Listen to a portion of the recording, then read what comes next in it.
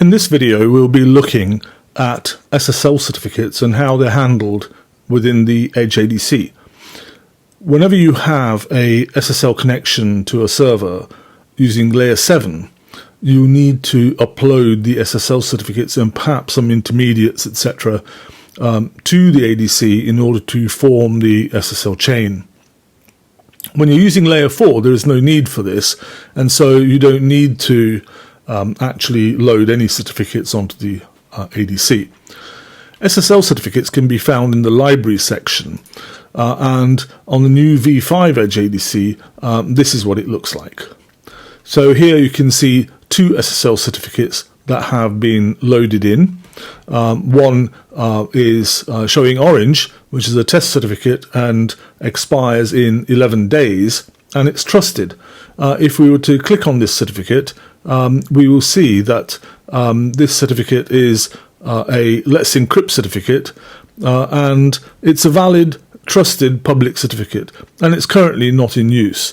So you can see here every VIP that the certificate is attached to, or every virtual service, so it's very easy to see which ones are being utilized and which ones aren't. You also have the ability to create a request or a self-signed cert. You fill in the details and say create CSR if you wanted to create the CSR. You can also create the self-signed certificate for internal lab use, etc. There is the ability also to rename a certificate. Now, when we say rename, we mean the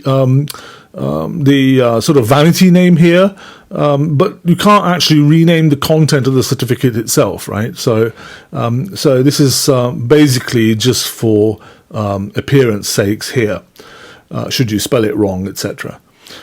You can also delete certificates.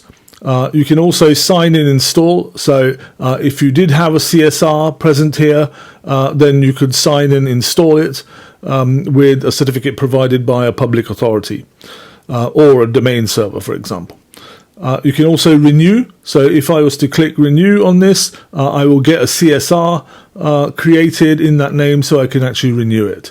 And you can also validate the certificate. So if I was to click validate, you can see that it passes the validation tests, and you can see at a glance whether a certificate is correct or not, especially if you've imported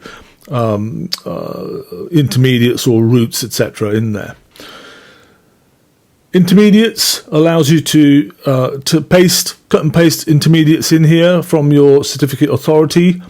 Reorder allows you to reorder portions of the certificate should you wish to, which is especially useful when you have things like intermediates and so on. Import is the ability to import certificates into the load balancer. .pfx, CER, PEM and DER are supported. When you select .pfx certs, you will need to provide the password and the certificate key in the case of others. When you want to export a cert, for example, if I wanted to export this one here, I can actually export it as a PFX. Now, some people may ask why we don't export as CER or PEM, etc. The reason we don't do that is because we feel very strongly that PFX is a much safer alternative that allows you to secure your certificate totally from others, right? A CER, etc., they always have a secret key file, which really defies the which really goes against the principles of security. You can also backup and restore certificates here. The backup system is a JNBK file, which is an encrypted archive that we produce, and then you can also restore from the JNBK here. When you have a backup, you can actually select specific certs that you want to back up, and maybe not all of them. So when you want to use a certificate, obviously, as we showed you in IP services, you can actually attach it within the basic tab for the IP service. And this concludes the section on certificates. Thank you.